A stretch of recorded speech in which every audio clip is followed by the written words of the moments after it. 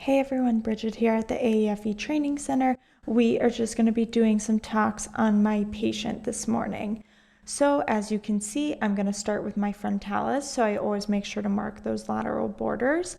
Sometimes if you don't, then you're going to get what's called a Spock brow, which is basically where the tails of the brow are peaked when the patient raises their eyebrows. It's a super easy fix. If that ever happens to you, you'll just go in with a unit or two right on that lateral border.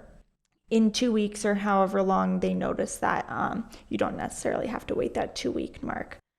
So I'm making sure to mark all the way out there to prevent that. As you can see, we're then treating the glabella. Obviously, you cannot treat the frontalis without treating the glabella.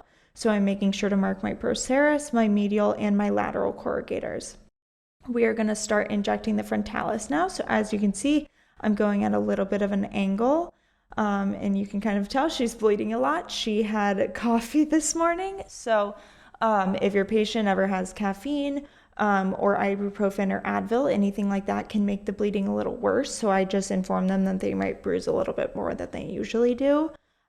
So as you can see, I'm going in at that angle, and once I'm in the muscle, it will feel like butter. It's very difficult to explain with words, but you will just feel it as an injector. You'll know when you're in the muscle. Next, we're going to make sure we are picking up and isolating all the muscles of our glabella. We want to make sure that this product does not leak into any other muscles. Personally, I use all tight dilution. However, some muscles you cannot treat with standard dilution as it's too much volume. The muscles that we're treating today, you can definitely use standard dilution if you prefer, but in this video I am using tight. So here we are doing a little bit of a brow lift. So she has a lot of hooding.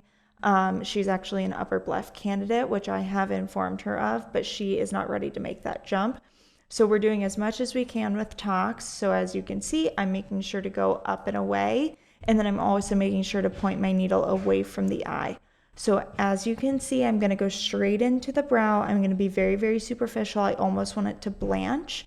The reason being, I don't want to go deeper on accident because that frontalis is sitting right underneath of the orbicularis oculi muscle.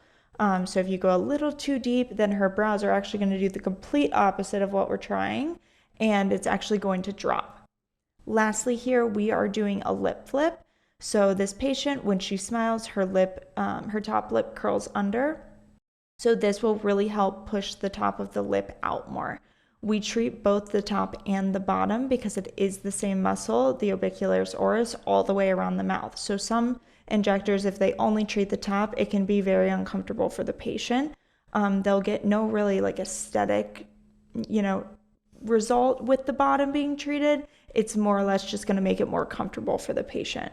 Like I said, we do multiple injection points all around the mouth. You're welcome to do, one injection point. I think that would still give you a good result, but I just kind of like to spread mine out and just give her the most amount of flip that she can get. Most people that think that they want a lip flip are most likely not a candidate. So it's going to be the patients that when they smile, you physically see that top lip curling under, and that's who's going to get a great lip flip result. Patients that aren't really a candidate, they're going to not notice any different. And then at that point, I would start talking to them about lip filler if they would be interested in that, because that will give them the volume and the show that they're looking for when they can't get it with a lip flip. Thank you so much for watching.